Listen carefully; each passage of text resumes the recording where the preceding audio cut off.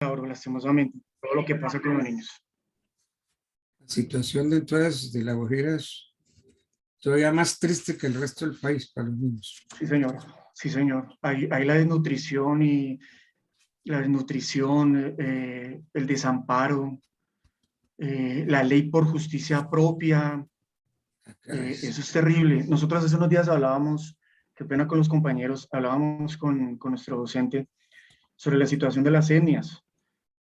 Y yo no estoy de acuerdo en absoluto de que las etnias o los pueblos indígenas tengan sus propias normas y leyes dentro del contexto. Sí, Si se mantienen dentro de un sí. estado, deben regirse sobre ese estado.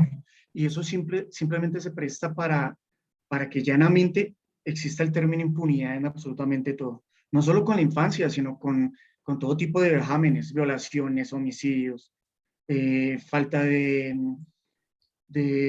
darles economía, amor a sus familiares, o sea, de todo ámbito, de todo ámbito.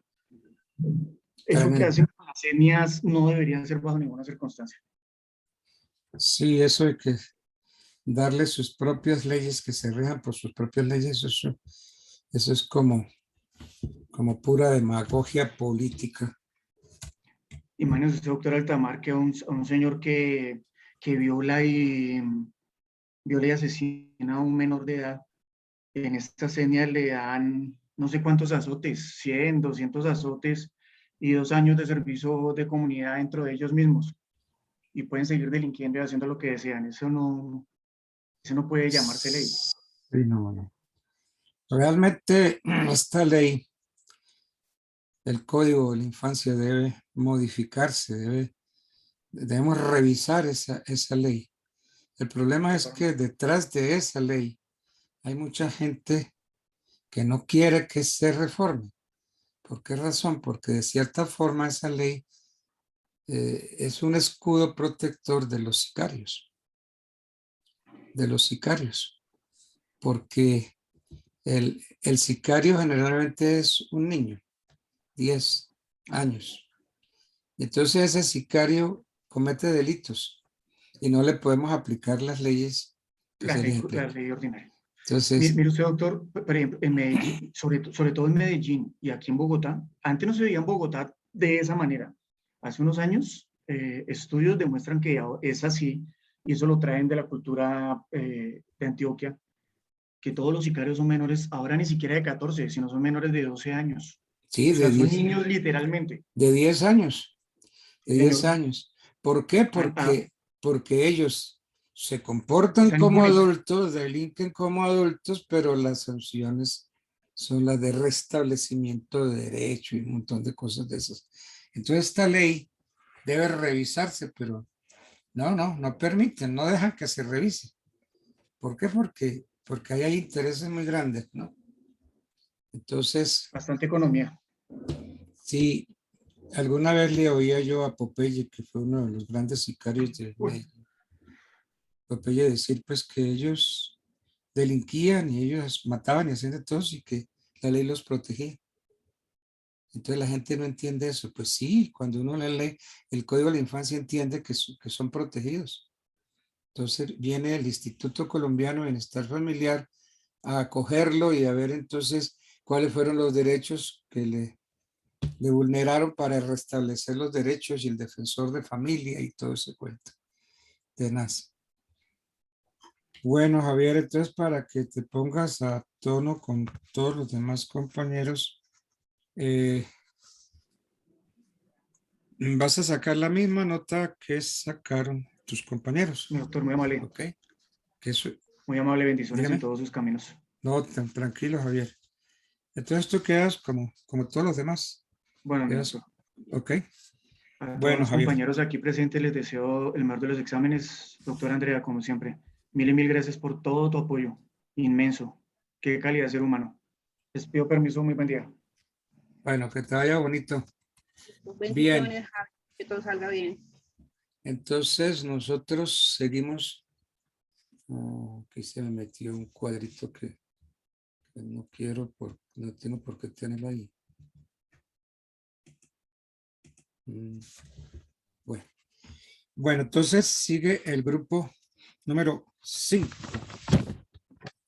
El grupo número 5 está conformado por Gina Mayrele Lazo Falla. ¿Dónde está Gina? Y la veo. Por Sí, Jairo, doctor. Jairo Carrillo Piñeros, que también lo veo ahí. Jairo Yair Conde Ravelo. Entonces tengo 2 Jairos aquí. Por falta de uno tengo 2. Y Jamie Tatiana Muñoz Castillo. Entonces Javier Cardoso sale. Por favor que Javier apague su. Y entonces nos vamos con, ya me retiro, muy amable. Con este grupo, que son 4 nada más, ¿cierto? No hay más, ¿no es así? Sí, señor, somos solo los 4. Ustedes nada más. Bueno. Una de las diligencias que uno tiene que hacer cuando es defensor de familia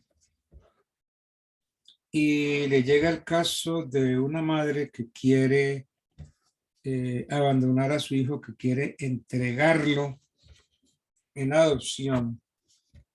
Obviamente, pues el instituto encargado de eso es bienestar familiar.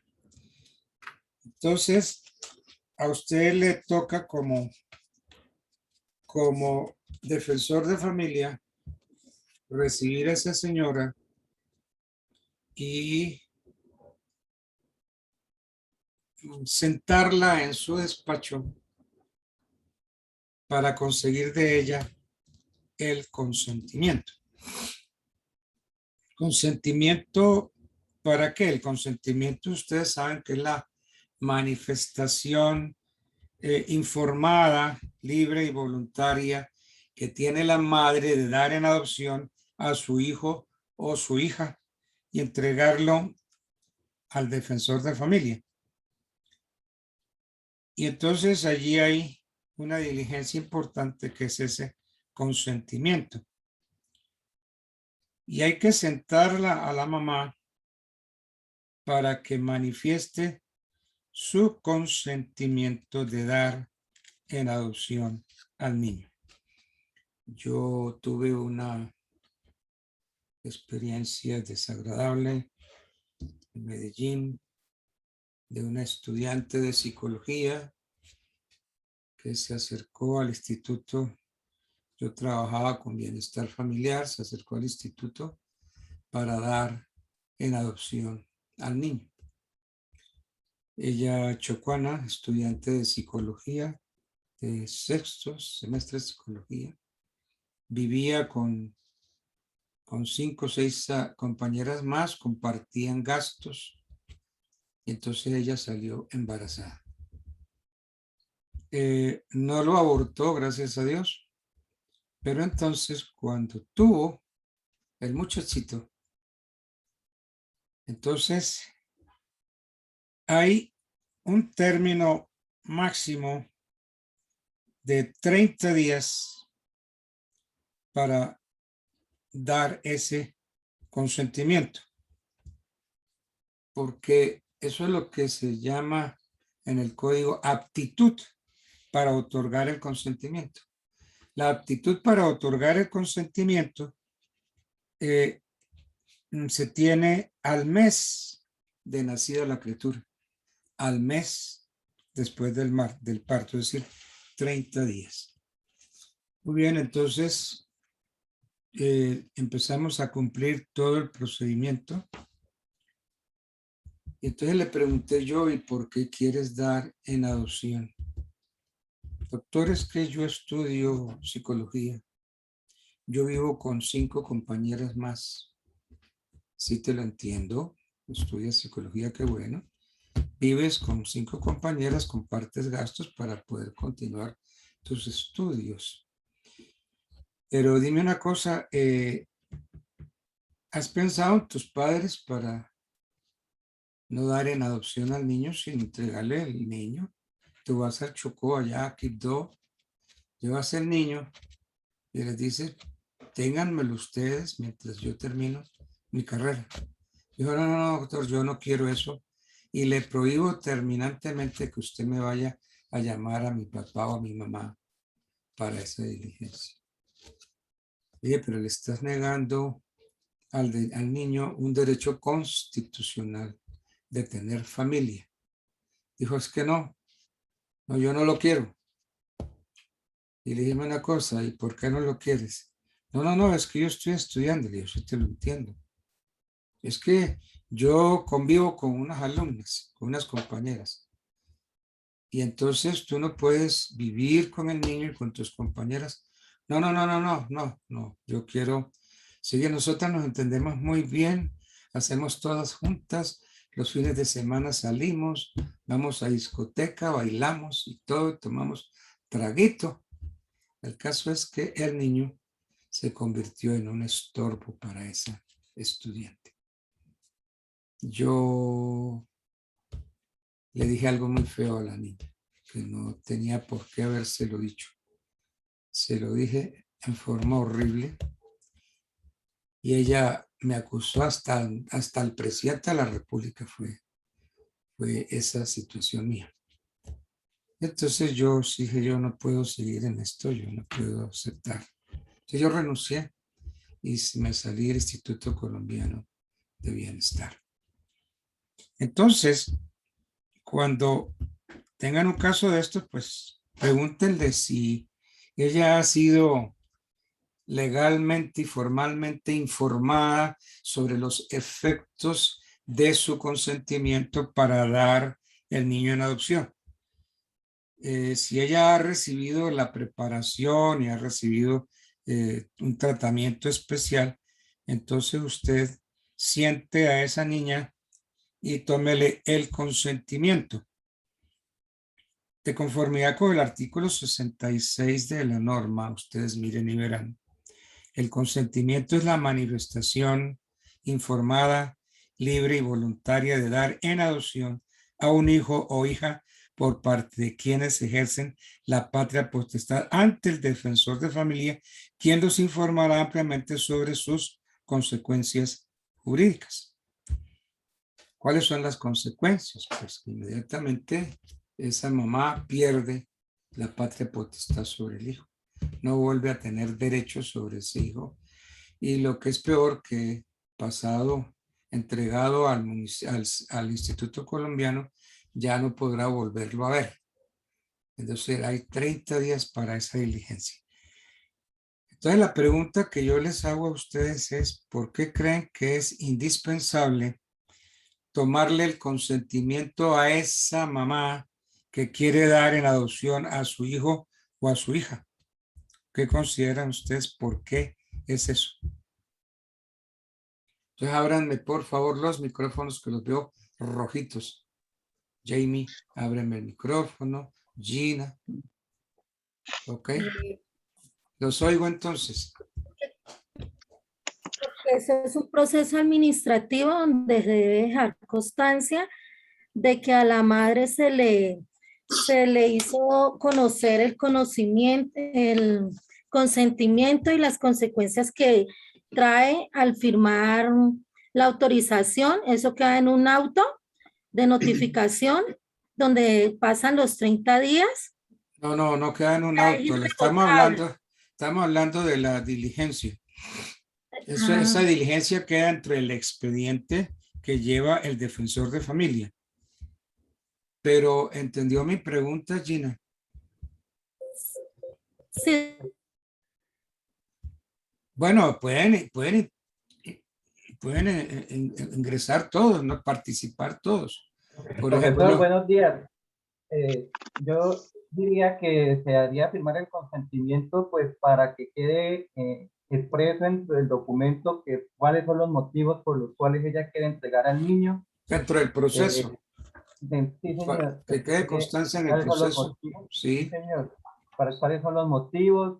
¿Por qué ella no quiere hacerse cargo del niño? Y una vez esto agarra, digamos, el defensor de familia ya tiene como las bases para hacerle proseguir en el proceso acerca de la adopción del niño, entregarle en adopción, de que por qué la madre no quiere y no puede hacerse cargo de él.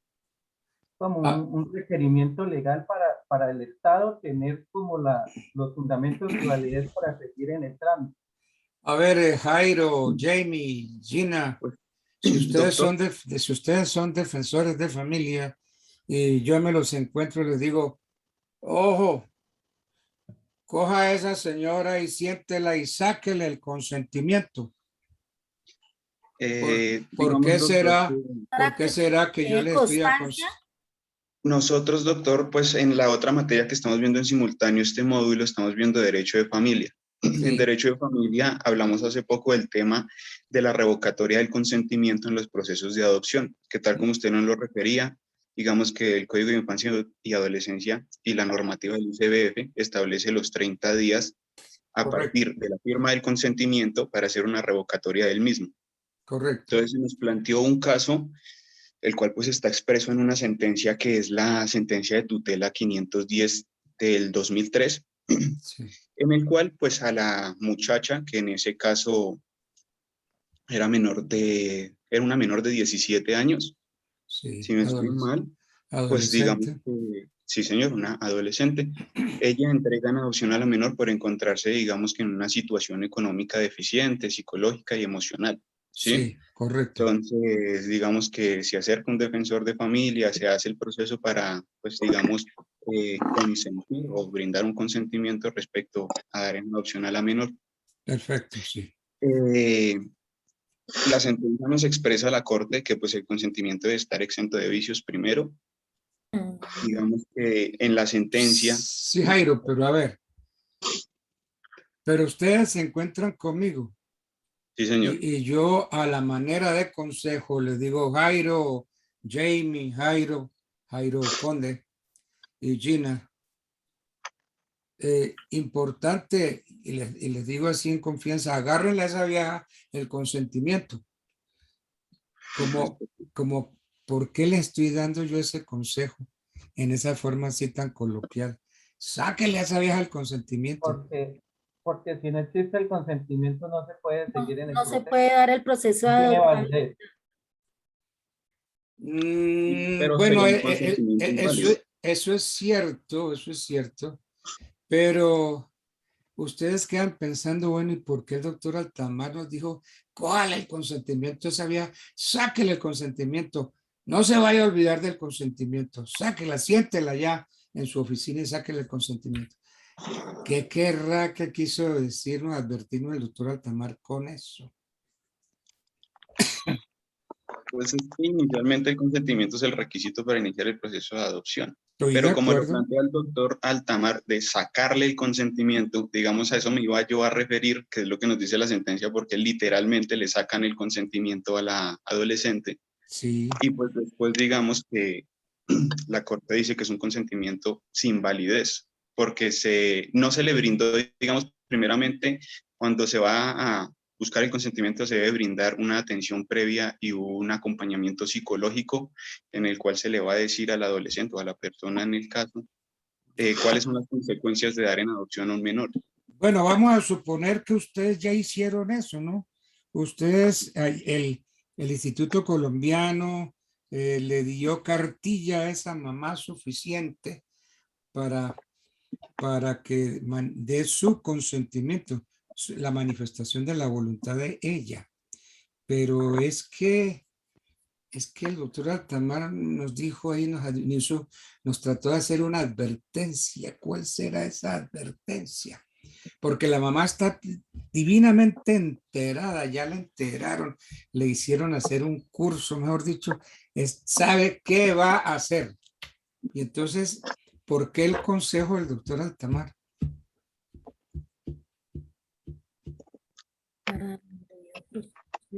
Profe, puede ser porque muchas veces cuando una mamá da su consentimiento, a pesar de haber hecho como todo el proceso para poder darlo, muchas veces se arrepienten y cuando dan el consentimiento pierden todos los derechos sobre el bebé, Eso es cierto, eso es tanto lo que como dijo a Jairo, verlo eso lo y dijo todo. Jairo ahorita, que pasado 30 días Ajá.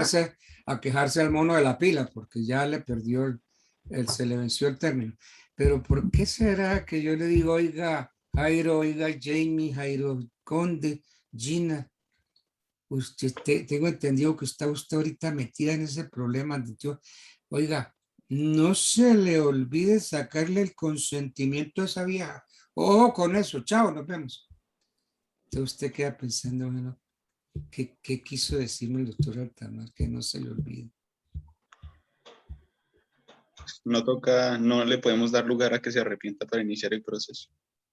O pues para sacarle, pues digamos, la custodia o la patria potestad de la menor. Pero pues No, más allá porque de... igual ella se puede arrepentir si no lo hizo consciente. No, porque recuerda que tiene 30 días, o sea, si no se arrepiente dentro de los 30 días, el proceso ya es un proceso pues irrevocable. Pero De nosotros en acuerdo. la Mire, clase mire lo que dijo Jairo. Es un proceso irrevocable. ¿Por qué? Porque le vencieron los 30 días a la mamá para arrepentirse. Pero entonces, ¿qué les pasa a ustedes como defensores de familia? Ustedes continúan con el proceso, ¿cierto? de adoptabilidad. Siguen con el proceso. Pues bien, yo en Medellín, yo trabajaba con bienestar familiar y allí supe, no, estuve conversando con el defensor de familia, que le amargaron la vida porque no hizo el consentimiento.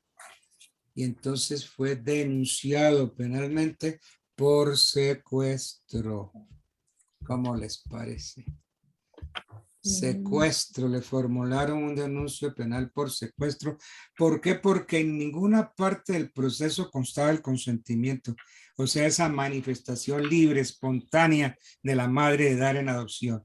Entonces, como no hizo esa manifestación, no manifestó libremente su intención de dar en adopción, entonces el defensor de familia cometió el delito de secuestro. Y en problemado que tuvo, qué problema tan berraco que tuvo ese pobre defensor de familia. Entonces, ojo, acuérdense de mí si ustedes llegan a ser, ojalá sean defensores de familia.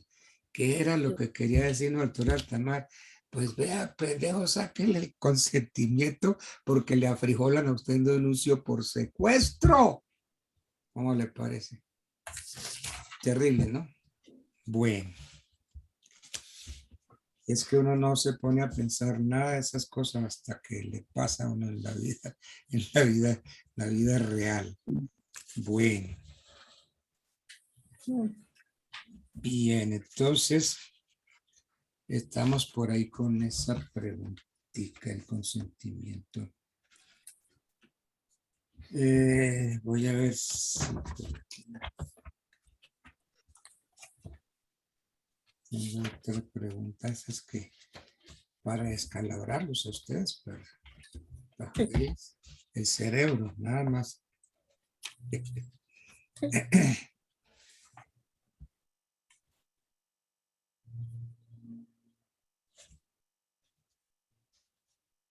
Muy bien.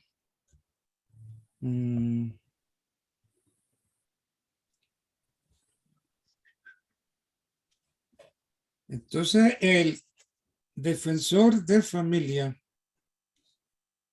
emite un concepto y entonces se presenta el siguiente fenómeno. Cuando hay matrimonios ante notario o hay divorcio ante notario, pues cesan los efectos civiles de todo matrimonio religioso y se presenta el divorcio del matrimonio civil. Entonces, ¿qué pasa si usted como defensor de familia, el notario lo notifica de ese divorcio? Porque es que el defensor de familia debe emitir un concepto en los casos de divorcio, porque es que en los casos de divorcio por mutuo acuerdo, acuérdense que el artículo 154 en la causal novena nos dice que puede haber divorcio por mutuo consentimiento ante notario. Eso es la mejor causal, porque no nos sacamos los trapitos al sol. Entonces la pareja se pone de acuerdo y por mutuo consentimiento se divorcian. Pero entonces, si existen menores de edad, entonces en los casos de divorcio tiene que haber un pronunciamiento del defensor de familia. ¿Para qué creen ustedes que debe intervenir el defensor de familia si el divorcio se hace ante un notario? Es decir, habiendo hijos menores de edad, el notario le notifica al defensor de familia del proceso para que emita un concepto que da en los 15 días siguientes a la notificación. Entonces, ¿como para qué creen ustedes que le notifican al defensor de familia en casos de divorcio? Para cuestiones de custodia y alimentos, todos los derechos de los niños y adolescentes. ¿Usted me está preguntando? Porque No, si le estoy respondiendo. porque si me pregunta, no sé nada. Esto es para cuestiones de custodia y para fijación de cota alimentaria, visitas, todo lo que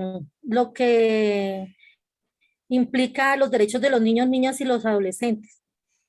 Es decir, el defensor de familia debe mirar, observar que no se estén vulnerando los derechos de los menores, ¿cierto?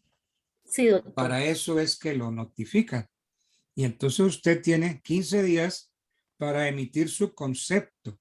Y entonces usted dice, sí, estoy de acuerdo, no tengo ninguna observación por mí que se casen y se maten.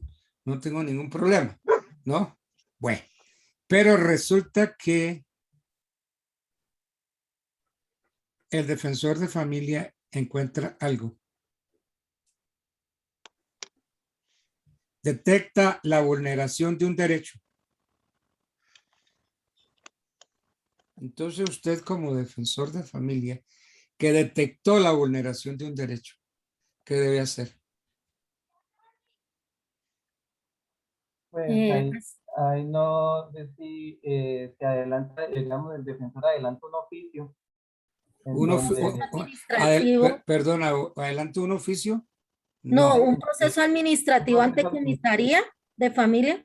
Debe iniciar Procedimientos el proceso administrativo ¿de qué?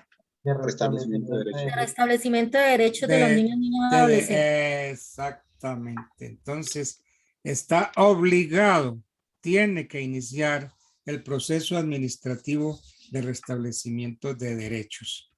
Entonces, no hay nada más que hacer. Para eso es que le corren traslado, le notifican a usted. Entonces, usted debe dar apertura al procedimiento administrativo correspondiente. Bueno, entonces, muy bien, da apertura. ¿Y qué ordena usted en ese Una proceso? conciliación entre las partes para el restablecimiento de los derechos de los niños, niñas y adolescentes ante la comisaría. A ver, pero el proceso, la conciliación es para evitar el proceso. Porque es que ya le dio apertura al procedimiento administrativo. Sí, sí. Entonces ya abrió el proceso. no, la conciliación era antes de que se diera apertura, ¿no? Exactamente. Sí, sí, doctor, está en lo correcto. Bueno, ¿y qué más hacemos? ¿Qué podemos hacer ahí? Pues ahí ya se hace el auto de apertura del proceso y digamos, el funcionario corre traslado de la solicitud a las Sí, partes, ¿no? correcto. Pues Sí. digamos, para que se pronuncien y aporten las pruebas que que Van a ser ellos creen que son pertinentes para cada caso. Y entonces, ahí ya después de, ya vencido el traslado, se decretarán las pruebas que se estimen necesarias y se fijará la audiencia para la audiencia para practicar las pruebas. Ujú. Sí.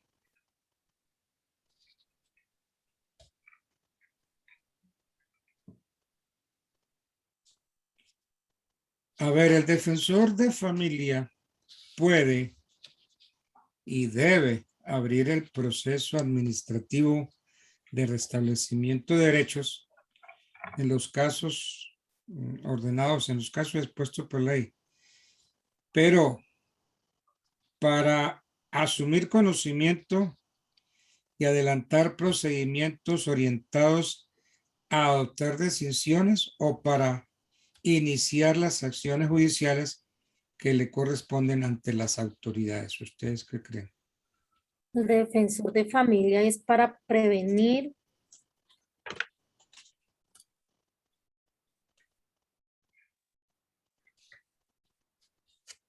Entonces no es para asumir conocimiento y adelantar procedimientos orientados a tomar decisiones que no le competen, sino ¿para qué? Para prevenir. Y prevenir y garantizar los derechos de los niños, niñas y adolescentes.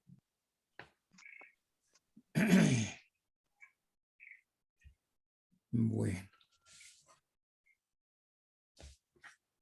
Muy bien. Pues, no profundizo más por ahí para no dañarles el cerebro. Hasta ahorita lo tienen como bien. Estamos es con el quinto, ¿cierto? Sí, señor. Con el quinto. A ver. Hacemos otra cosita por ahí que...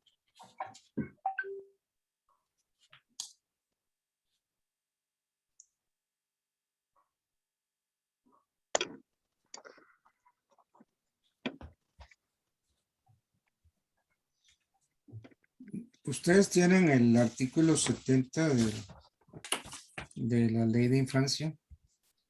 Sí, doctor. Bien. ¿Usted me la quiere leer, por favor? Adopción de niños, niñas y adolescentes indígenas. Atendiendo las facultades jurisdiccionales de las autoridades indígenas, la adopción de niños o una niña o un adolescente indígena, cuando la adoptante sean miembros de su propia comunidad, procederá de acuerdo con su uso y costumbres. Cuando los adoptantes sean personas que no pertenecen a la comunidad de niños, niñas y adolescentes indígenas, la adopción procederá mediante consulta previa y con el concepto favorable de las autoridades de la comunidad origen y se realizará de acuerdo con lo establecido en el presente código. Bueno, entonces creo que no es ese el artículo. Adopción mayores de edad, adopción internacional. Bueno, vamos a llevarlos al caso que yo, pues, no, se me chispoteó, no es el artículo 70. Pues los menores de edad no pueden entrar a sitios donde se esté ingiriendo licor, ¿correcto? Entonces, ¿qué le pasa al empresario de ese establecimiento abierto al público en donde se suministren bebidas alcohólicas a menores de 18 años? Entonces, será sujeto de sanciones como monetarios y sellar el establecimiento. a ver, yo quisiera otra intervención un poquito más concreta, como más clara.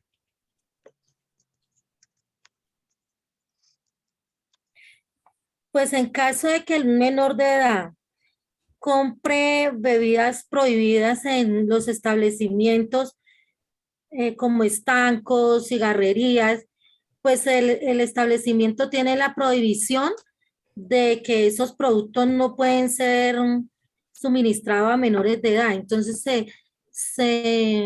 Bueno, de acuerdo. ¿Y qué pasa si a pesar de esa prohibición les venden bebidas alcohólicas, les suministran bebidas alcohólicas a un menor de 18 años?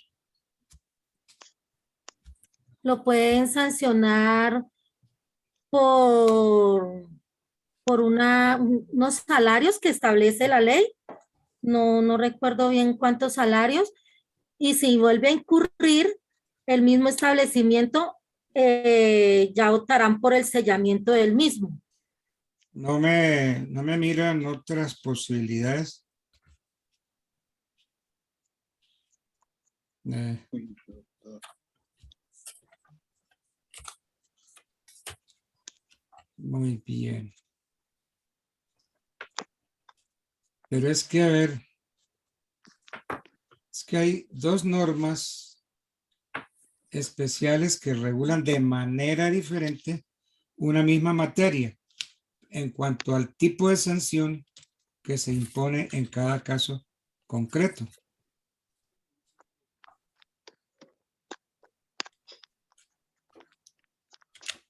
Es que yo tengo aquí ese interrogante. Sobre un caso concreto, hay dos normas especiales que regulan de manera diferente una misma materia, es decir, en cuanto al tipo de sanción que se debe imponer en cada caso concreto. La ley, Doctor, la ley la 124 de 124. 2004, miren a ver de qué trata. La ley Es- 124 del 94, doctor, la No, cual pues se no, prohíbe el expendio de bebidas embriagantes a menores de edad y se dictan otras disposiciones.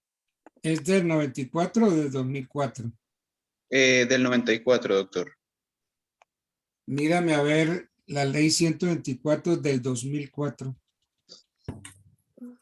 Miremos, doctor. Ley 124 de 2004. Esta nos habla de proyecto de ley, acuerdo.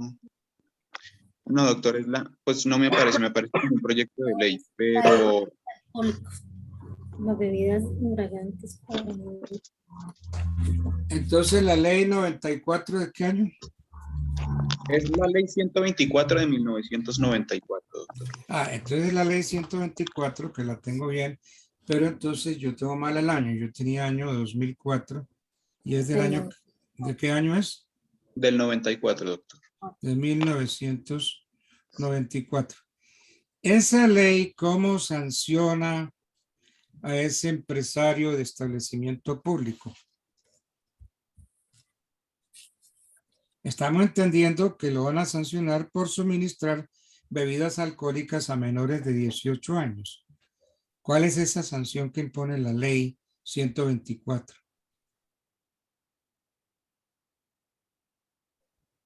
Pues doctor, creo que yo tengo acá resumida la ley, pero la busco bien, porque pues solo me habla es de que pues el artículo segundo me dice es respecto al menor.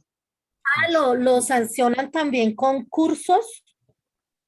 No, déjeme ver que Jairo me va a desentrañar eso. A ver, ¿cuál es la sanción que se le pone al empresario del establecimiento abierto al público?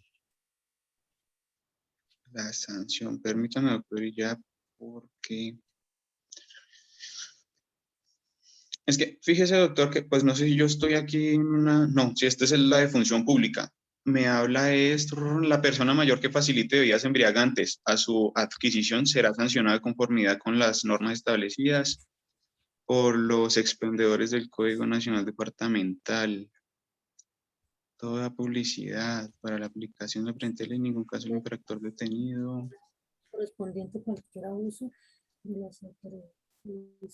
No, doctor, fíjese que no, pues Será sancionado por el comisario nacional.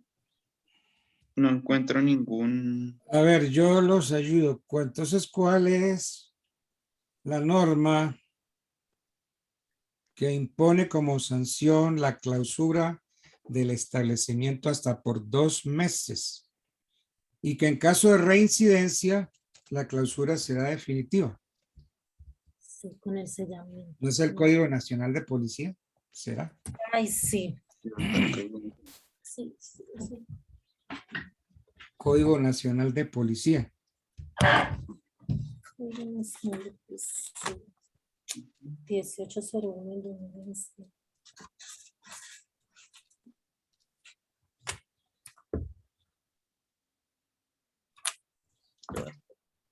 Avisaba porque yo me quedo hasta los dos. Y por otro lado,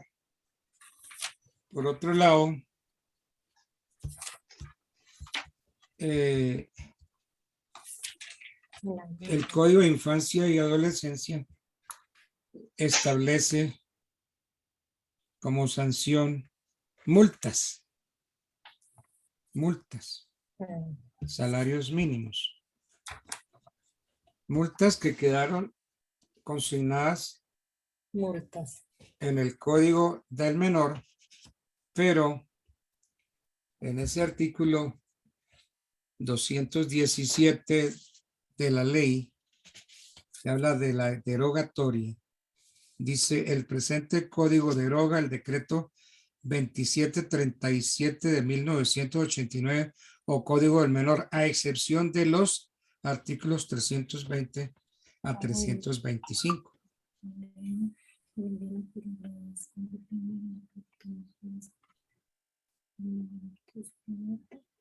Sí, que en esas pone las multas son de 30 a 300 salarios mínimos legales diarios.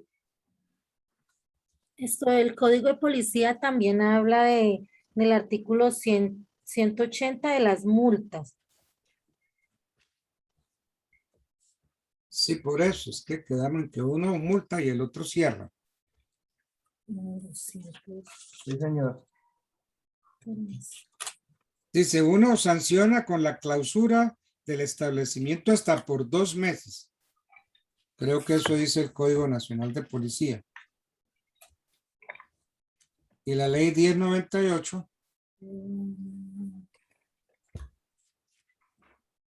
se va a sanciones pecuniarias.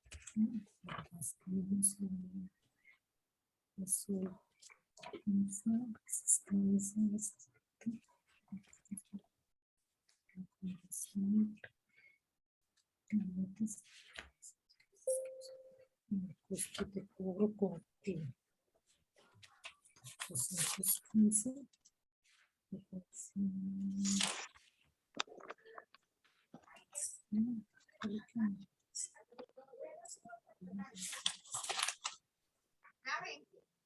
Es que nos dijo el profesor que se derogó el decreto 2737 del 89, pero nos decía que a ciertos artículos no, del 320 al 325 están vigentes. Y en esos artículos nos dice que en esos casos las sanciones son de 30 a 300 salarios mínimos diarios, mínimos legales diarios. Pero Entonces, no aquí que tenemos un enfrentamiento de 2 normas especiales, ¿cierto? Sí, doctor. Por un lado, el Código de Policía y por el otro lado, Código de Infancia. la Ley de Infancia. Es decir, el Código del Menor, que lo derogaron, pero dejaron vigentes esos artículos. Entonces ahí tenemos un caso típico de colisión de normas. ¿Sí o sí? Sí, doctor. Colisión de normas. Y lo malo es que hay respuesta para la colisión de normas. Entonces se dice que la norma posterior y especial prima sobre la norma anterior y general. Pero es que aquí son 2 normas especiales. dos normas especiales que regulan un mismo problemita. Y entonces ahí sí tenemos que bailar el trompo en la uña. ¿Cómo resolvemos ese problemita? ¿Cierto? Sí. ¿Y quién dirimiría ese conflicto de leyes? ¿Quién sería la entidad competente para dirimir el conflicto de leyes entre el Código Nacional y el Código de Policía? Sí. Tal vez la norma más especial y posterior sería el Código de la Infancia, porque es precisamente Código de Infancia y de Adolescencia, y es la Ley 1098 del 2006. Y el otro es el Código Nacional de Policía, que es especial también en ese punto, pero es que la del código es más especial o es especialísima y posterior. Creo yo que así debiera resolverse. Bueno. Entonces, estoy con el grupo 5, ¿cierto? Sí, doctor. Con el grupo 5. Bueno. Y viene el problema para mí. ¿Y qué nombre le pondremos? Materile, erile,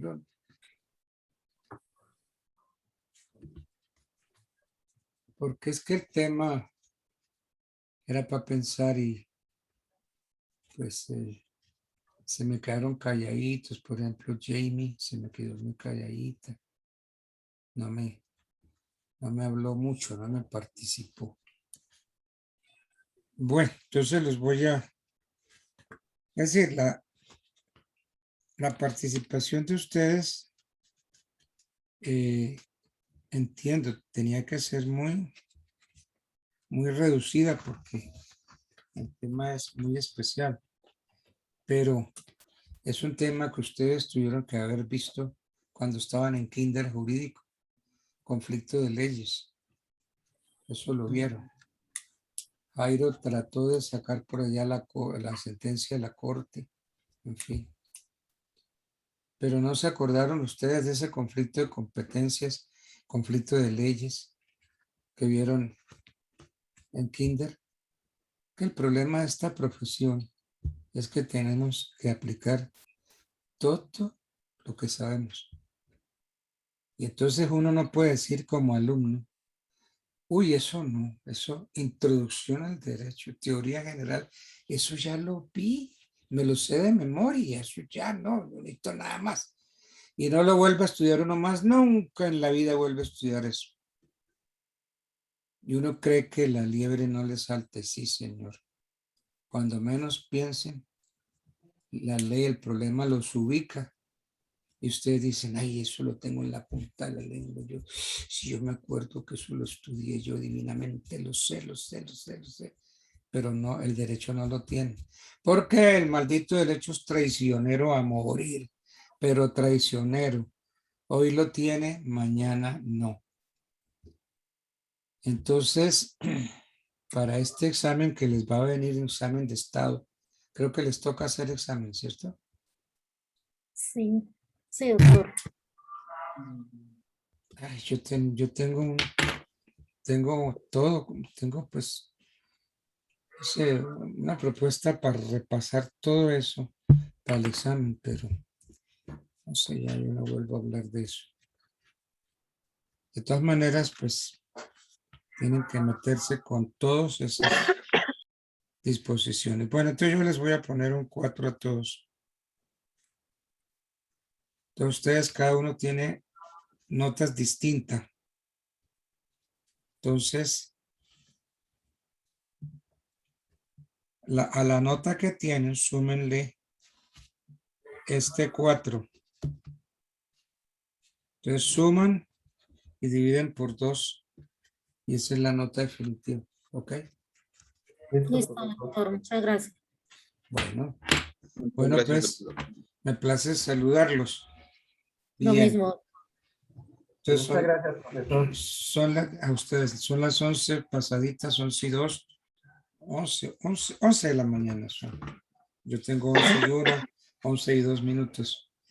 Ahora, Andreita sigue el grupo sexto, ¿cierto? Sí, señor. O ¿Ya ya. los puedo hacer ingresar, doctor? Sí, por favor, sí. Sí. Listo. Profesor, hasta luego y muchas gracias. Bueno, que les vaya muy bien. Hasta luego, Jairo, que les vaya bien. Hasta luego, profe. Feliz Gracias. tarde. Hasta luego, pues, hasta luego. Chao, chao.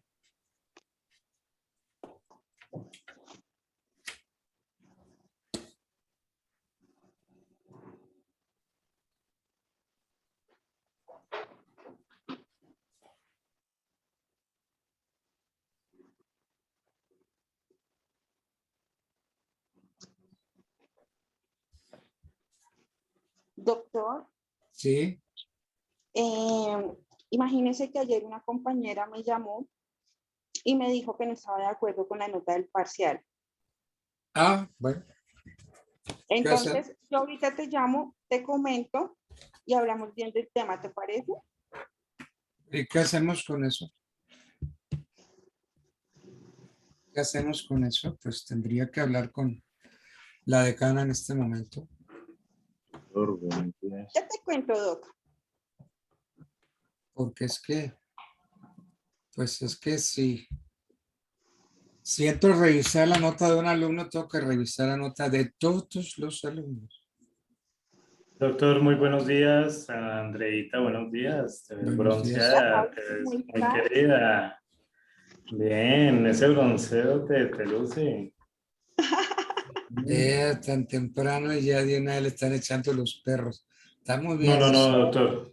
No, doctor, con mucha decencia, con mucha decencia. No, sí. O sea, que, Imagínese o que nada sea, del sí, Sí, almuerzo. es que decirle a una Usted- niña que le queda muy bien el bronceado, eso no es faltarle en nada. Al no, contrario, nada al respecto. en nada, Nada de almorzar ni nada. en nada. Claro que sí. Yo he estoy- hecho como 50.000 invitaciones que no me han concretado nada, es otra cosa. Ah, sí, sí, Mejor dicho, he hecho de todo. sí. ¿Quién falta? La señora Yormari. Chicos, les recuerdo que no Yormari, pueden apagar la cámara en ningún momento, ¿de acuerdo? Ok. Le pueden avisar a la señora Yormari, porfa. Ya le estoy escribiendo a ver si responde. Creo que ya, mi Joan Carvajal. Sí, no, tiene- ya entró. Ya. No, Ah, soy ya yo, entró, soy ya yo, entró, ya entró. perdóname. Ya entró. Perdóname que es que estoy mal de aquí de computadores y me tocó con el de mi hijo. Ya me cambio acá el nombre.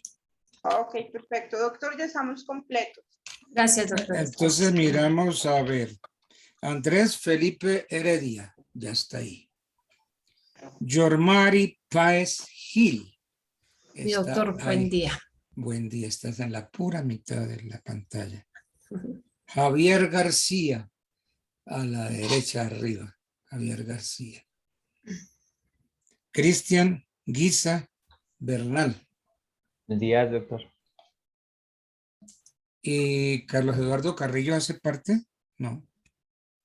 Doctor, buenos días. Sí, él está acá con nosotros, doctor. ¿Usted forma parte Del grupo de nosotros. del grupo Sí, señor. sexto? Sí, señor. Pero, a ver, usted no me presentó examen el jueves 9 de septiembre, Carlos Eduardo, yo no lo tengo aquí. Sí, Andreita, ayúdame con esto porque cuando presentaron, solamente presentaron Andrés Felipe Heredia, Yormari, Javier García y Cristian. Sí, señor. Doctor, lo que pero- pasa es que el compañero Carlos Carrillo tuvo un inconveniente con los otros compañeros y él me solicitó que si se podía cambiar de grupo. Entonces, yo había hablado con la señora Yormari porque todavía no sabíamos cómo se iba a manejar y él ingresó a ser parte de este grupo y se apartó del otro, doctor. ¿Verdad, señora Yormari? El otro, ¿qué grupo Es así, doctor Andrea. Ese otro grupo al que pertenecía Carlos Eduardo, ¿cuál es? El grupo 2, doctor. El grupo 2, Sí, señor. pero resulta que ahí sí aparece calificado. Sí, señor, nosotros sacamos 4 o 5, la exposición de nosotros fue sobre las obligaciones de la familia, la sociedad y el Estado con los menores. De acuerdo, pero ese segundo grupo presentó un segundo examen y ya están calificados con 3. Y usted está calificado de Carlos Eduardo. No, doctor, él no presentó parcial con ellos, porque él se separó de ese grupo. Él ya no hacía parte de ese grupo, doctor. Pero, Andreita, yo lo tengo aquí a él presentando el 13 de septiembre con Ingrid, con Valentino González, con Jerison Mosquela, Carlos Conde, en el grupo 2. Y está calificado con 3. O sea, aquí presentó ese. Carlos Eduardo. Carlos, ¿hace también ese día? Señora. ¿Usted entró ese día también? No, yo no estuve en ese parcial. ¿Qué problema? Porque yo lo tengo aquí. Estoy de acuerdo en que el primer examen 4,5. Sí, señor. Y el segundo examen con 3. No, doctor, él en el segundo parcial no estuvo presente. ¿Pero qué problema? ¿Por qué no estuvo presente, Carlos Eduardo? Yo lo tengo aquí como que presentó.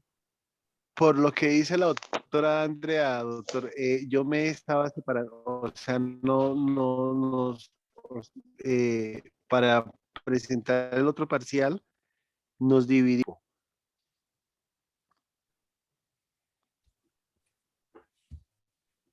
No, sigo sin entender cuál fue el problema. ¿Señor? Andrea, sigo sin entender. Eso último que dijo que es que su micrófono no está bien. Doctor, lo que el compañero dice es que tuvo un inconveniente con ese grupo, ¿sí? Y él no se presentó el día del examen. Entonces, lo acogimos en este grupo para que presentara el examen el día de hoy. Bueno, entonces, a ver. Yo lo saco del segundo grupo. Lo saco del segundo grupo. Y usted iría al grupo sexto, entonces. Sí, señor. Pero entonces, claro que usted me va a decir. A ver, yo le pregunto, ¿se retira de ese grupo en forma total? Pues no, doctor, porque la primera nota ya se había trabajado. Lo que pasa fue que se presentaron inconvenientes y se pensó de que de pronto era un trabajo o algo adicional en la segunda nota, y ahí fue donde Andrea me ayudó a ubicar en este grupo. Sí, ¿y sabe por qué me dice eso? Me ha dicho que usted se acoge a lo obtenido en el segundo grupo, porque el segundo grupo sacó 4,5 en el primero. Y este grupo sexto sacó 4 en el primero. ¿Sí ve? ¿Sí ve cómo es la vaina? Se me va para el primero en lo favorable. Y en lo otro, entonces. No hay ningún inconveniente, doctor. Si ve la necesidad de quedarme entonces con el 4 de este grupo en la primera nota, no pasa nada. No, yo no tengo ningún inconveniente. No, Carlos Eduardo, porque es que lo juzgado está y yo no le puedo dañar la nota.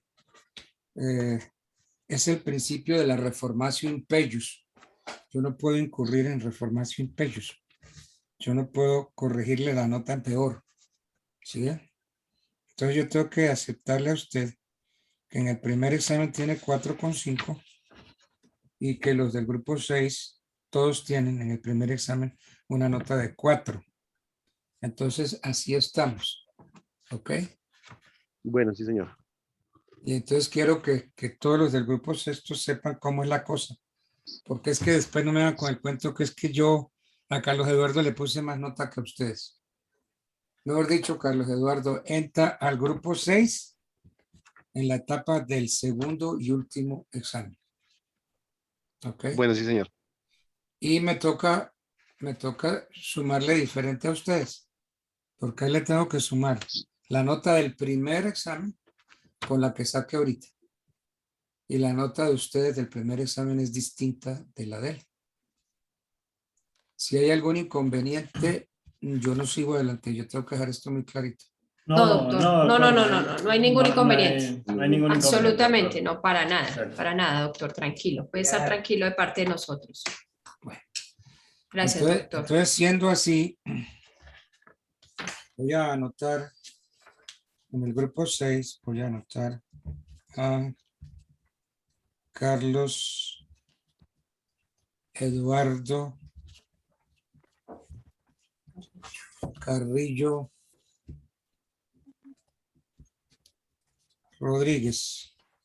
Sí, señor. Y lo anoto con un 4,5 para el primer examen. Y en el segundo es lo que saqué ahorita. Ok. Entonces vámonos. Ya. Preguntemos entonces, a ver. Corresponde a los comisarios de familia. Esto es para investigarlo ahorita. Si no lo saben, corresponde a los comisarios de familia iniciar los diferentes procesos como investigación de la paternidad, interdicción y otros, y adelantarlos hasta su culminación. ¿Y quién debe incurrir en los gastos que estos procesos generan? La pregunta entonces, corresponde a los comisarios de familia iniciar los diferentes procesos como investigación de la paternidad, interdicción y adelantarlos hasta su culminación. ¿Y quién debe incurrir en los gastos que estos procesos generan?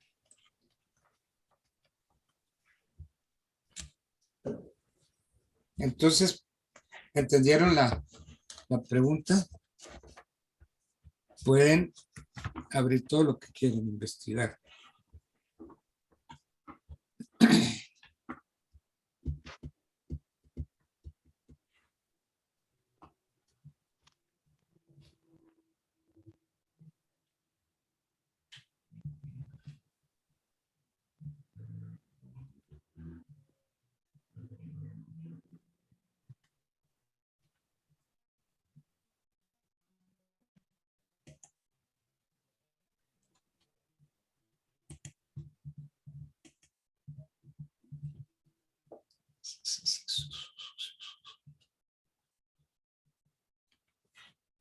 Eso.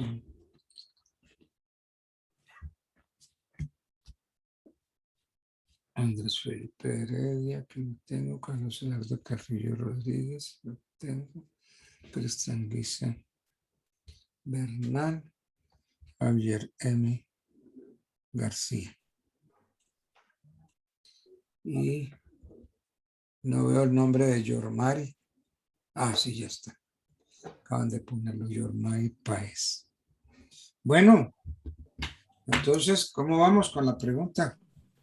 Bueno, doctor, en ese orden de ideas lo que yo veo es que las comisarías de familia pues fueron creadas por el decreto 2737 de 1985, ¿sí? Sí. Y dentro de sus funciones y competencias de autoridad administrativa con funciones judiciales, sí tienen esa capacidad para... ¿para qué? Para el tema, por ejemplo, de la afiliación, como nos dice, lo de la paternidad, Sí. el reconocimiento voluntario de la paternidad, ¿sí? Sí. Y sí lo deben culminar hasta que se dirime todo el conflicto directo dentro del proceso. Bueno, entonces es una opinión. Quiero otras opiniones. A ver, ¿qué dice Andrés? ¿Qué dice Cristian?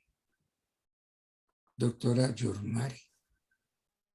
Entonces, Ay, qué opina? pena, no. Yo no estuve en la pregunta, me sacó. Discúlpeme que esté Sí, callada. doctor, No, pero lo que decíamos, el comisario de familia, pues, yo le hago la pregunta. ¿Corresponde a los comisarios de familia iniciar los diferentes procesos como investigación de la paternidad, Sí. como el proceso de interdicción y otros, y adelantarlos hasta su culminación? Y había otra pregunta extra: ¿quién debe incurrir en los gastos que estos procesos generan? Pero entonces, más bien la primera, ¿pueden los comisarios de familia iniciar los diferentes procesos como investigación de paternidad, interdicción y otros? Perfecto. Esa es la pregunta. Doctor, ¿puedo intervenir? ¿Qué tal? Sí, claro. Sí. Es que yo quiero que intervengan todos porque pues es el grupo, ¿no? Listo, doctor. En esta sección, pues los comisarios de familia, para mí sí se encuentran como reglamentados para pedir el tema de la licencia de la paternidad de acuerdo a la ley 2114 del 2021, ¿sí? Que decreta que por medio de la cual se amplía la licencia de la paternidad, se crea la licencia, se comparte de tiempo parcial y se modifica en el artículo 236, el cual se adiciona un artículo del Código Social de Trabajo y se editan otras disposiciones. Perdón la interpelación. ¿Ustedes creen que ese es el tema que estamos tratando, el que nos está exponiendo Andrés? ¿Qué dice Yormari? ¿Qué dice Javier? Cristian. De los comisarios de familia. No, él está hablando, el doctor está hablando por decir algo que si las comisarías o el comisario de familia tiene la competencia para el tema de la la afiliación, afiliación, de la de la paternidad, y si es paternidad, competente, claro. y si es competente. Entonces, pues termina ahí y yo continúo. No te preocupes, Andrés. No, es que va mal. Por ahí no es la cosa. Pues, por ahí no es. A ver, Yormari, ¿va Bueno. bien o va mal, Andrés? Pues con el respeto de mi compañero va mal. Eso, bien. Pues porque se está preguntando si tiene como la competencia o es el camino el comisario, ¿sí? El que para continuar ese proceso. Exacto, esa es la pregunta. ¿Es competente para conocer? competente. Es competente para conocer. Entonces, conocer de la afiliación, conocer de todos esos procesos. Conocer del objeto, conocer de la afiliación, si los sujetos titulares del derecho, para garantizar, prevenir, restablecer. O sea, es el derecho que se está, Competente, claro. el que acompaña la ley. Entonces, ¿cuál es la respuesta, Yormari? Sí es competente, doctor. Sí es competente. Pero, ¿cómo sería esa competencia?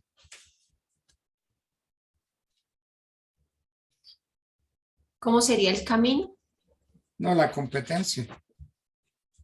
Usted me dice, sí es competente. Y yo le pregunto, ¿por qué? De haber dicho, ¿cuál es el sustento para su afirmación? Todos están diciendo que sí es competente. ¿Cuál es el sustento para esa afirmación? Pues es el sustento, bueno, me corrige si estoy bien, no estoy mal. O sea, lo competente de él es que tiene que regirse o proteger o garantizar el derecho que se le está pidiendo o le están solicitando el menor. Entonces, si le están solicitando por medio son medidas, llámese de denuncia o, bueno, lo que están sugiriendo como tal de proteger. Bueno, quiero explicarle de una forma, pero me confundo. O sea, si es competente y él es la persona idónea o el encargado, o el encargado. Ok, Yormari, está bien. Javier, ¿sí es Doctor, competente? pues, sí, señor, es competente el comisario porque pues, le corresponde procurar y promover la realización y el restablecimiento de los derechos reconocidos. Ok, gracias. Cristian, la misma Sí, pregunta. ¿Es Sí, doctor, es competente? competente. ¿Es competente? Sí, doctor, claro. Es competente, pues, para competente. presentar. Carlos Eduardo Carrillo. Abra el micrófono, por favor. Ábralo, por favor. Eso. Sí, señor. el comisario de familia es competente para conocer de esos casos independientemente, incluso si en el lugar hay defensor de familia. Incluso si hay defensor de familia. Sí, señor. Sí. Bueno, Andrés, ¿es Sí, señor. competente? Sí, señor, es competente en la restauración de los derechos. Javier, ¿usted ya dijo que sí era competente? Sí, señor, yo respondí completo, doctor. ¿Pero qué tipo de competencia? Tiene una competencia subsidiaria. Competencia subsidiaria en los municipios donde no haya defensor de familia. Ojo con eso. Se necesita que no haya defensor de familia. Las funciones serán cumplidas por el comisario de familia. Entonces, ¿qué pasa? En ausencia puede el comisario iniciar los diferentes procesos como investigación de paternidad, etcétera, etcétera. ¿Sí? ¿Y dónde está eso? Artículo 98 de la Ley de Infancia y Adolescencia. Dice artículo 98, competencia subsidiaria en los municipios donde no haya defensor de familia. Las funciones que este código le atribuye serán cumplidas por el comisario de familia. Bueno, y si no hay comisario de familia, entonces se dice, en ausencia de este último, las funciones asignadas al defensor y al comisario de familia corresponderán al inspector de policía. Al inspector. Eso. Bueno, y la declaratoria de adoptabilidad, ¿a quién corresponde? El defensor. Sí. El defensor de familia. Corresponde exclusivamente al defensor de familia. Bueno. Bien. Vamos a ver si yo ayudo a quebrarles el cerebro. Ayudo a que ustedes se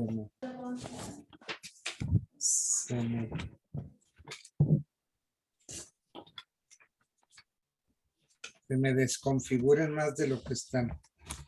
A ver. Digamos.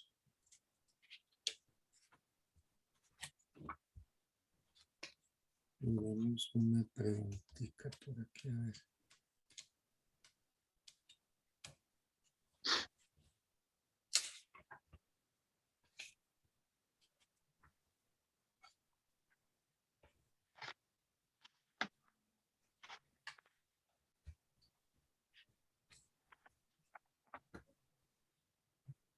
A ver.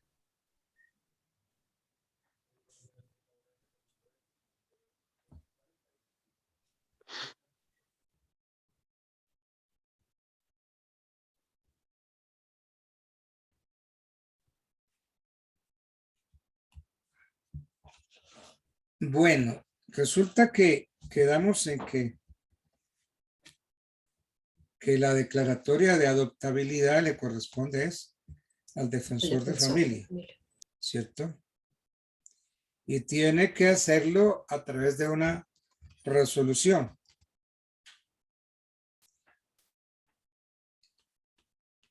¿Pueden las personas interesadas en que no se declare la adoptabilidad, pueden oponerse?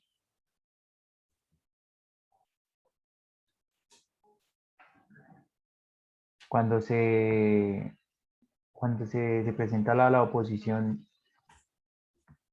respecto a la decisión del defensor de familia, doctor, ¿es así? No entendí bien. Sí, que quedamos en que quien profiere la declaratoria de adoptabilidad es el defensor de familia. Defensor ¿Estamos de de acuerdo? familia. Sí, doctor. Estamos de acuerdo, ¿cierto? Y entonces, si hay gente que no está de acuerdo con el defensor de familia, que no está de acuerdo en esa declaratoria de adoptabilidad, sino que no está de acuerdo en la resolución por medio de la cual declara debe ser enviado. Esa persona o esas personas pueden hacer algo ¿No están de acuerdo? ¿Se debe enviar el expediente al juez de familia? ¿Para qué es que se me olvidó? Para homologar, ¿no? O para homologar o no el fallo. Porque todavía estamos en una resolución de adoptabilidad. Ah, ok, ok. La resolución de adoptabilidad incluso puede ser de la resolución de vulneración de derechos. Pero entonces, ¿qué pueden hacer esas personas interesadas en que no se adopte al niño? Pues yo, para mi concepto, pueden abrir una investigación y pues lo envían a la parte competente. Pues no estoy de acuerdo, pues abran investigación a la autoridad competente. Pero usted deja que se profiera la resolución. No, Bueno, ¿y entonces qué hace? no lo permito, o sea, no lo hago, pero ahí es cuando yo pues me siento como vulnerada en mis opiniones y en mis derechos y abriría una investigación. Solicito como una nulidad, ¿no, doctor? Entonces, ¿ustedes qué van a hacer con con esa declaratoria de adoptabilidad? Solicitar una nulidad. Los voy a ubicar mejor. Ya hay una resolución que declara al niño en situación de adoptabilidad o en su situación de vulneración de derechos. Entonces, ¿qué puede usted hacer ante esa resolución que se acaba de proferir?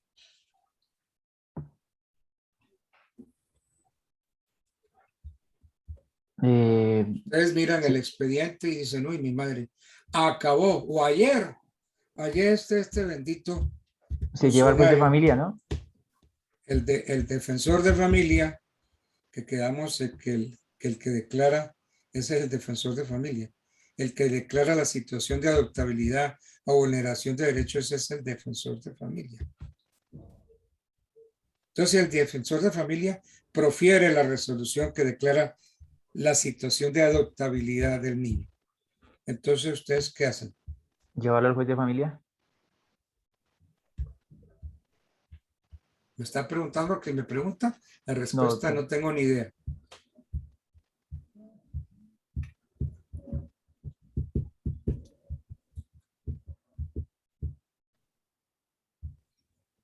¿Tienen 20 días para qué?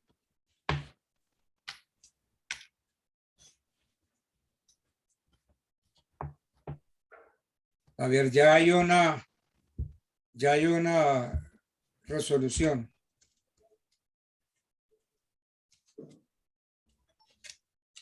Tengo 20 días para impugnarla, doctor. 20 días para impugnarla. Correcto. Pero entonces, ¿qué pasa si en esos 20 días usted no la impugna? ¿Qué pasa? Queda en firme. ¿Queda en firme o queda ejecutoriada? Ejecutada no. Ejecutoriada. Sí, entonces, dentro de los 20 días siguientes a la ejecutoria de la resolución por medio de la cual se declaró en situación de adoptabilidad o de vulneración de derechos a ese niño, usted puede oponerse. Puede oponerse. ¿Ok? Y entonces ya el proceso se complica porque ya hay una oposición. Y entonces, ¿usted qué hace como defensor de familia?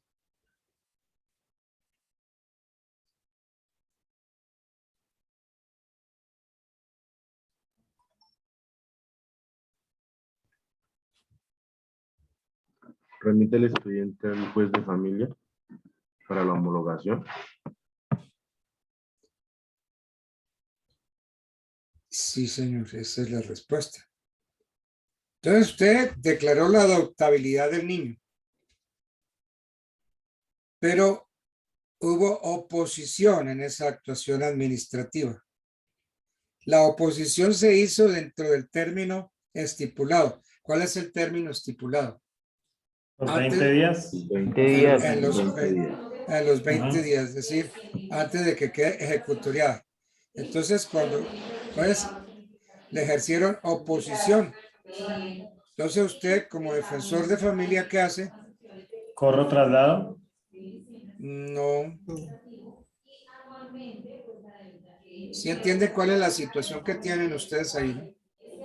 Usted es defensor de familia, usted profirió la resolución declarando la adoptabilidad del niño, le meten una oposición en esos 20 días siguientes a la declaratoria, es decir, la providencia suya no quedó ejecutoriada y entonces le metieron una oposición.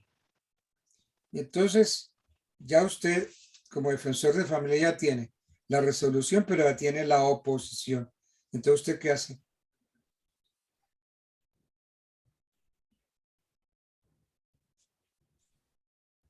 Se remite el expediente al juez de familia. Eso.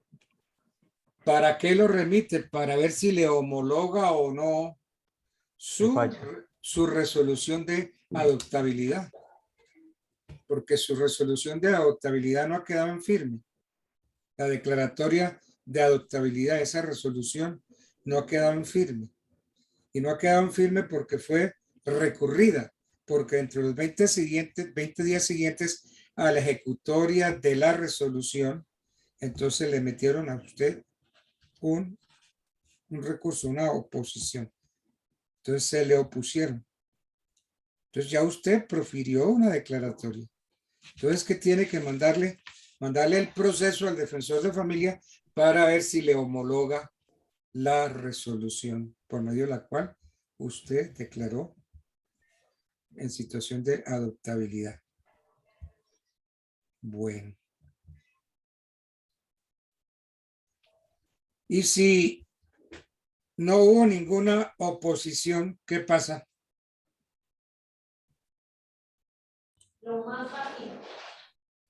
No hubo ningún recurso contra la adoptabilidad, contra la resolución suya que declaraba la adoptabilidad. Entonces, ¿ahí qué pasa? Pues queda en firme, doctor. Se declara la adoptabilidad. Y se declara la adoptabilidad. La exequibilidad. ¿Y cuáles son las consecuencias? Y queda bajo tutela protección del Estado por medio del ICBF, apenas se declare la adoptabilidad. Bueno, eso es cierto, pero entonces ahí vienen unas cosas muy importantes.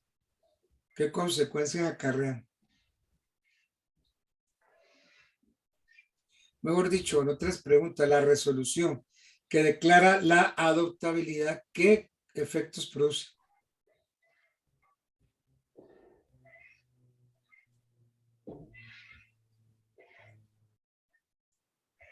Algo muy importante, que ahí termina la patria potestad del niño. Ah, sí, claro. Entonces, la resolución que declara la adoptabilidad produce respecto de los padres la terminación de la patria potestad del niño o de la niña o de la adolescente adoptable. Y eso se inscribe en el libro de varios de una notaría. Bueno.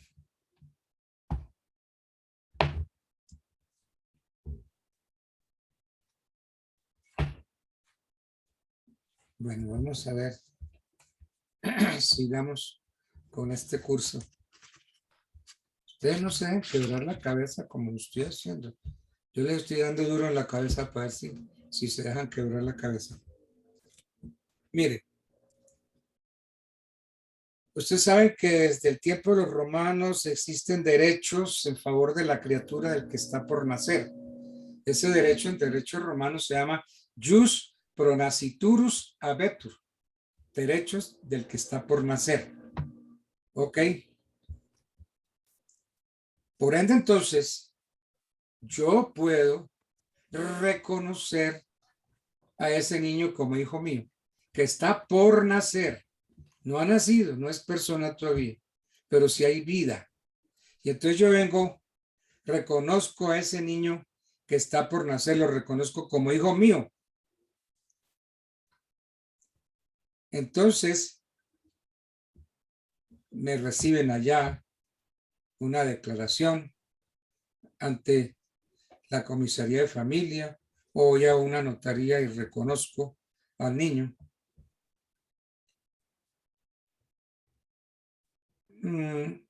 A este padre, a mí, me podrían fijar cuota de alimentos de acuerdo con lo estipulado en el artículo 111 del Código de la Infancia y la Adolescencia. Claro que sí, por el solo hecho del reconocimiento. Claro, doctor. Se adquiere una obligación. A ver, ¿qué dice?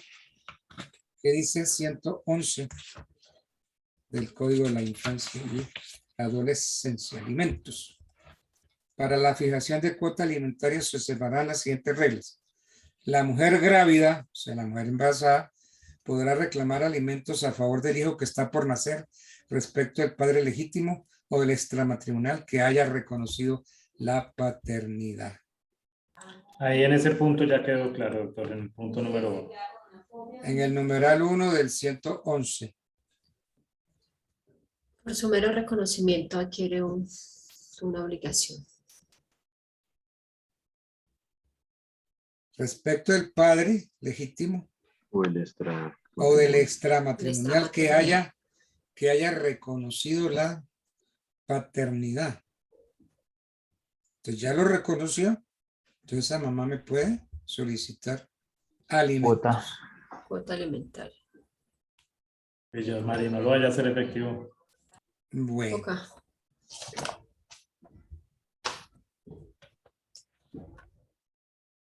Pero resulta que yo no quiero, bueno, es que aquí el 111 es muy claro, podrá reclamar alimentos.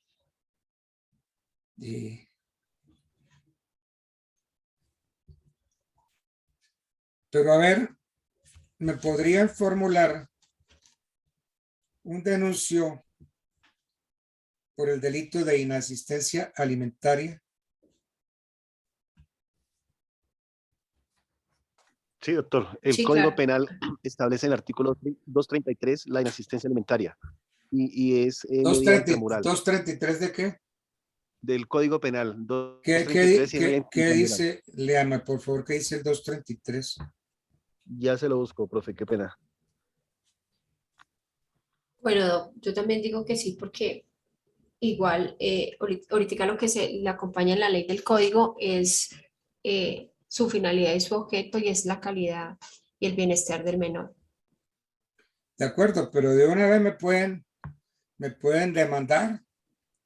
No, pues se hace un proceso, ¿no? Doctor, le leo si me permite. Sí. A ver, ¿qué dice el artículo?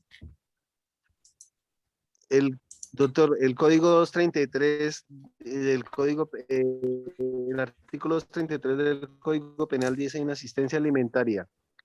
El que se sustraiga sin justa causa a la presentación de alimentos legalmente debidos a sus ascendentes, descendentes, adoptantes o adoptivo o cónyuge, incurrirá en prisión de 1 a 3 años y multa de 10 a 20 salarios mínimos legales mensuales vigentes. Óigame, pero así como así me pueden formular el denuncio por inasistencia alimentaria. Sí, señor, según lo que establece el código, claro. A ver, ¿no hay un requisito de procedibilidad? Claro que sí, doctor, como todos los procesos, hay un requisito de procedibilidad que es la conciliación. Ay, entonces berraco les pregunté que si así como así me podían soplar el denuncio y me dijeron que sí. No, pero hay que primero, hay que ir primero a la conciliación, doctor. Y en la conciliación, pues le piden los requisitos establecidos, el registro Logré civil. quebrarle la cabeza otra vez. Sí, La conciliación es un requisito de procedibilidad. Sí, señor. Entonces, me llaman a una conciliación. Y entonces ya se llena el requisito. Si concilio bien y si no concilio, entonces ya llené el requisito de procedibilidad. Entonces me pueden ya formular el delito, el denuncio por inasistencia alimentaria. Bueno.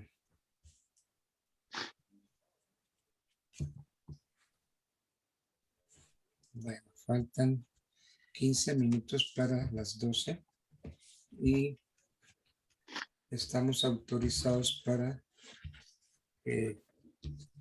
suspender ahí para irnos a almorzar todos.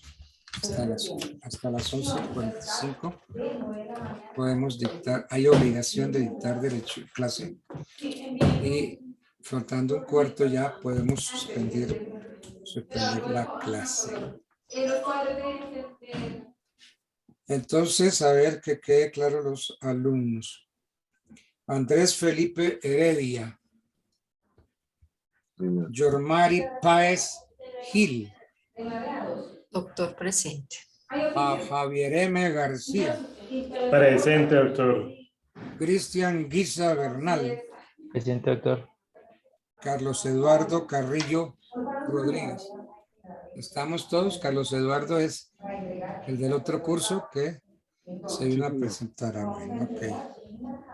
Bien, entonces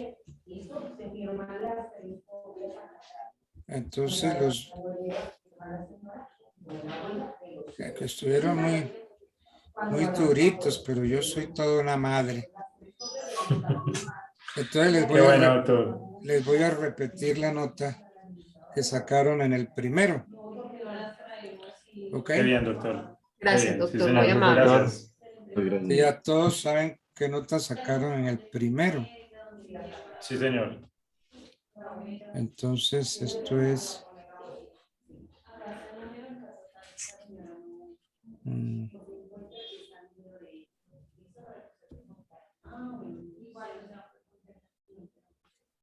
Andrés Felipe, ya. Yormari. Señor.